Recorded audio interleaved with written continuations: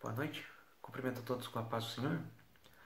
Hoje eu queria trazer uma mensagem que fala um pouco sobre o nosso chamado. Só que não assim o nosso chamado específico, né? Porque Deus ele sabe sobre o nosso presente, nosso passado, nosso futuro, mas e ele deu um chamado, né, específico para cada um de nós. Só que ele deu também um chamado geral, que é o que eu gostaria de falar hoje, né? Eu tenho um pastor que uma vez que eu fui num evento, né, acho que era o Wave, que o pastor Joel ele falava que tem dois tipos de pessoas, né? Aqueles que são missionários e aqueles que são campos missionários. Porque ele dizia que se você não aceitou Jesus, se você não está fazendo a sua parte como cristão, então você não é um missionário, você é um campo missionário. Isso significa que alguém que é um missionário precisa falar de Jesus para você e você precisa ter a sua vida transformada e fazer a vontade de Deus na sua vida, né? Como se fosse algo prazeroso, não uma obrigação, né? Também é uma obrigação, mas é algo que seu coração se alegra em fazer, né? Então, assim, se você já foi tocado por Cristo, né? Então você é chamado para ser um missionário, independente de onde você esteja, independente se é na sua cidade ou se é para fora, mas você tem que fazer a sua parte, né? Então, assim, Deus ele nos deu alguns chamados, né? Específicos, mas ele também deu um chamado geral. E eu gostaria de ler uma passagem que está em Isaías, capítulo 61, versículos 1 e 2, que diz assim: O Espírito do Soberano Senhor está sobre mim, porque o Senhor me ungiu para levar boas novas aos pobres, enviou-me para curar dos que estão com o coração quebrantado, anunciar a liberdade aos cativos e libertação das trevas aos prisioneiros, para proclamar o ano da bondade do Senhor e o dia da vingança do nosso Deus, para consolar todos os que andam tristes. Essa passagem de Isaías é uma profecia a respeito de Jesus. E o próprio Jesus, ele lê essa profecia mais para frente, né, em Lucas. Então, assim, essas palavras também têm que servir para nós, porque a gente, como cristão, né, nós somos chamados de cristãos, né? Cristãos significa pequenos cristos, ou seja, imitadores de Cristo. Então, a gente tem que agir como Cristo agiria e fazer aquilo que ele nos designou para fazer, né? E em Lucas está um pouco diferente, né? Lucas capítulo 4, versículo 18 e 19, diz assim: O Espírito do Senhor está sobre mim, porque ele me ungiu para pregar as boas novas aos pobres. Ele me enviou para curar os quebrantados de coração, a proclamar liberdade aos presos e recuperação de vista aos cegos, da vista aos cegos, para libertar os oprimidos e proclamar o ano da graça do Senhor.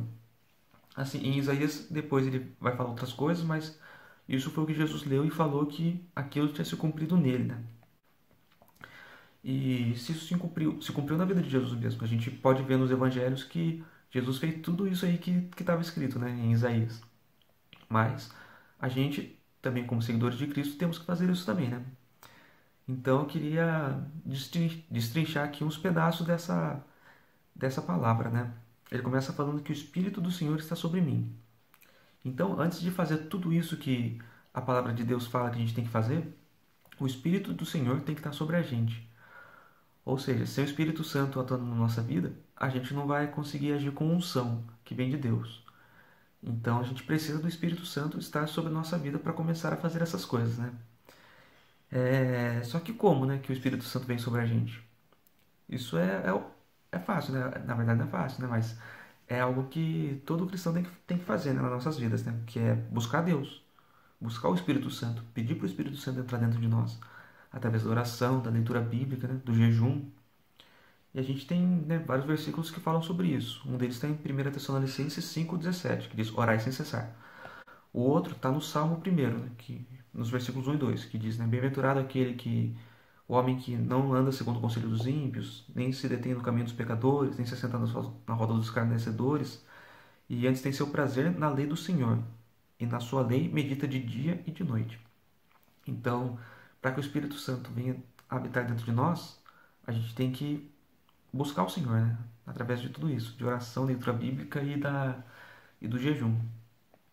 Mas beleza, depois que você é cheio do Espírito Santo, o versículo continua, né? De Isaías e também de Lucas, que ele me ungiu para pregar as boas novas aos pobres. Ou seja, cumprir o id, né, de Deus, ou seja, ir e anunciar o evangelho, levar essas boas novas, né, aos pobres, falar de Jesus para as pessoas. Mesmo que aqueles que estão afastados do Senhor, aqueles que nunca ouviram falar de Jesus, a gente tem que pregar essas boas novas a todos, né? E isso é independente de como a pessoa esteja, né? Sempre com amor levar a mensagem de Jesus para as pessoas, né? E isso independe de onde você está também. Você não precisa ser um missionário do outro lado do mundo para fazer isso, né? Você pode fazer isso com aqueles que estão próximos de você, às vezes até mesmo da sua família, né? E um versículo que corrobora sobre isso é Mateus 28:19, que diz assim: Portanto, vão e façam discípulos de todas as nações, batizando-os em nome do Pai, do Filho e do Espírito Santo. É a grande comissão, né? Jesus, ele pregou as boas novas, né, sobre ele e também manda os seus discípulos fazerem isso, né? Ou seja, nós. Outra coisa, ele me enviou para curar os quebrantados de coração. Então, Jesus, ele nos deu autoridade para expulsar toda enfermidade e para curar todos os enfermos, né? E um dia que a gente de graça recebeu, a gente tem que dar para as pessoas também, né? Que se a gente crê num Deus poderoso, um Deus que cura, nós temos também que curar os quebrantados de coração através do nome de Jesus. Lembrando que não é a gente que faz essas coisas, né? Mas sim Jesus Cristo que cura através do Espírito Santo. E se você orar com fé, né? Nada, assim, Deus pode falar que não era para a hora de curar a pessoa, né? Mas Deus pode curar também. Só que às vezes o que precisa é de uma oração sua, né? Interceder pelos irmãos, orar para Deus curar os quebrantados de coração, né? E em Mateus 10:8 diz assim: Curem os enfermos, ressuscitem os mortos, purifiquem os leprosos, expulsem os demônios. Vocês receberam de graça, deem também de graça. Então, beleza. A próxima coisa que está escrito nesses versículos é a proclamar libertação aos presos. Deus, ele nos enviou também para falar de Jesus e através de Jesus libertar algumas versões de Jesus cativos, né? Só que não é assim simplesmente só os presos que estão nos presídios e tudo mais, né? Também. Mas o que Jesus quer de nós é que a gente liberte as pessoas. Libertar as pessoas do quê? Da opressão demoníaca e até mesmo dos pecados. Isso é um ministério que acho que é muito importante, que às vezes faz falta, né? Porque a gente não tem muito disso na nossa igreja, mas a gente precisa, né? Orar pelas pessoas e proclamar libertação aos cativos. Libertação do pecado, libertação de tudo. Então, assim, cabe a nós proclamar. Porque a gente não vai fazer a obra, quem vai fazer vai ser o Espírito Santo. Mas a gente tem a obrigação de proclamar. Então, em João 14:13, diz assim: Eu farei o que vocês pedirem em meu nome, para que o Pai seja glorificado no Filho. Então, através da nossa intercessão, através da nossa vida diária, de proclamar o Evangelho para as pessoas, o Pai vai ser glorificado. Então, se a gente proclamar a libertação, Deus vai libertar e o nome do Senhor, Jesus Cristo, vai ser exaltado e glorificado. Outra coisa, recuperação da vista aos cegos. Essa passagem eu não achei ela no original, em Isaías 61.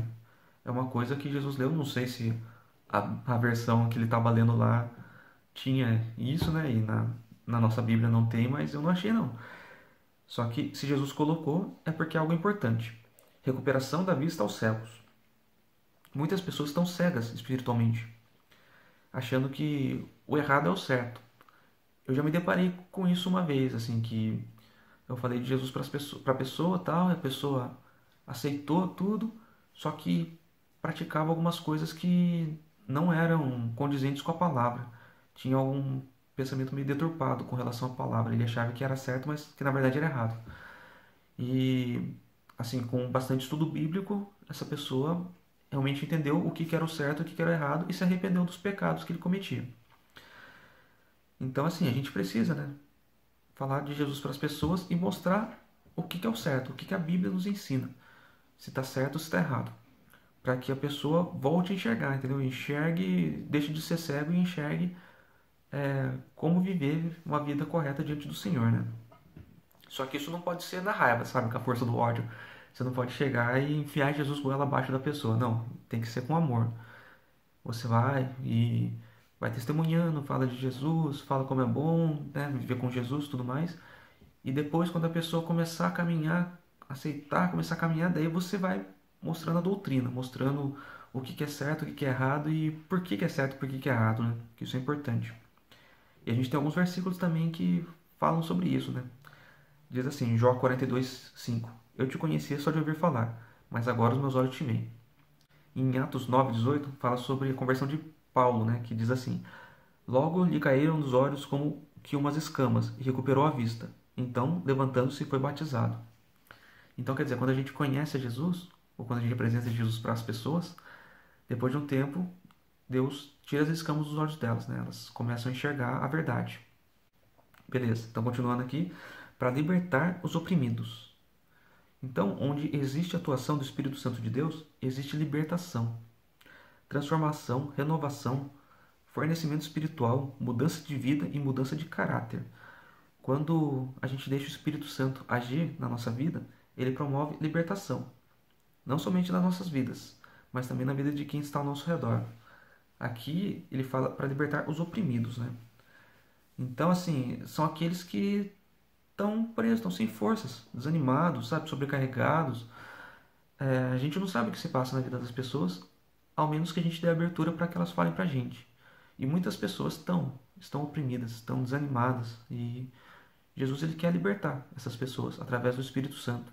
A gente falou aqui da libertação de opressão demoníaca, né, e libertação de pecados, mas Jesus também quer libertar os oprimidos. E ele quer usar a sua vida para fazer isso. Ele quer que você seja esse canal de bênçãos, mesmo que seja só para ouvir e para orar pela pessoa. Aí já é um passo para que o Espírito Santo atue na vida da pessoa. Claro que você pode fazer além disso, né? Algo além disso é acompanhar a pessoa. Mas o mínimo nós temos que fazer. E um versículo base para isso é 2 Coríntios 3,17. Ora, o Senhor é o Espírito, e onde está o Espírito do Senhor, ali há liberdade. Então, quando o Espírito de Deus atua na vida da pessoa, Deus liberta, Jesus liberta a pessoa. E é isso que a gente tem que buscar, libertação para as pessoas, né, para os oprimidos. E para finalizar, diz: e proclamar o ano da graça do Senhor. Esse ano da graça do Senhor, no Antigo Testamento, era o ano do jubileu, que era a cada 50 anos. Então, quando dava 50 anos, aquelas pessoas que eram escravas, né, no povo judeu, de Israel, né, eles eram libertos. Era uma lei de Deus. Eles trabalhavam como escravos durante 49 anos, e no 50º ano eles eram libertos, porque Deus ele estipulou isso, né, para que as pessoas não fossem escravas para sempre. E as terras que eram delas voltavam a ser delas, né? Então, Jesus, ele veio para libertar. Eu falei bastante de libertação, né? E proclamar esse ano da graça do Senhor, que é o ano de libertação das pessoas, né?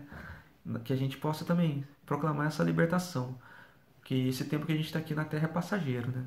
Mas a eternidade com Jesus vale muito mais do que isso, né? Vai ser um ano de libertação, né? Quando Jesus nos levar para o céu, né?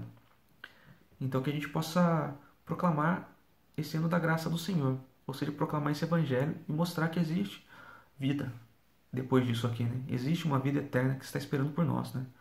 Seja ela boa ou ruim, né? Mas a gente fala de Jesus para as pessoas para que eles entendam que esse ano, essa eternidade, né, vai ser algo muito bom, né? Se for com Jesus.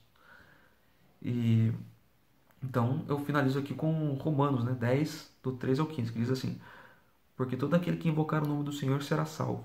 Como, pois, invocarão aqueles em quem não creram? E como crerão naquele que não ouviram? E como virão se não há quem pregue? E como pregarão se não forem enviados? Como está escrito: Quão formoso os pés dos que anunciam o evangelho da paz, dos que trazem alegres novas de boas coisas. Então, existem pessoas nesse momento que precisam de uma palavra amiga, sabe? Precisam ouvir que Jesus cura, que Jesus liberta, que Jesus leva para o céu. E existem pessoas nesse momento que precisam ouvir apenas que Jesus ama elas. E então a gente tem que entender nosso chamado, que é evangelizar, que é pregar, que é falar de Deus para as pessoas. Isso não é uma opção, né? Assim, é algo que Jesus ele ordenou que a gente fizesse, né? E assim, isso é uma coisa boa que Deus nos deu para compartilhar com as pessoas, né? Em João 8,32 diz assim: E conhecereis a verdade, e a verdade vos libertará. que através da sua vida Deus possa estar libertando as pessoas e realmente que você possa ser um canal de bênçãos, independente de onde você está. Deus te abençoe.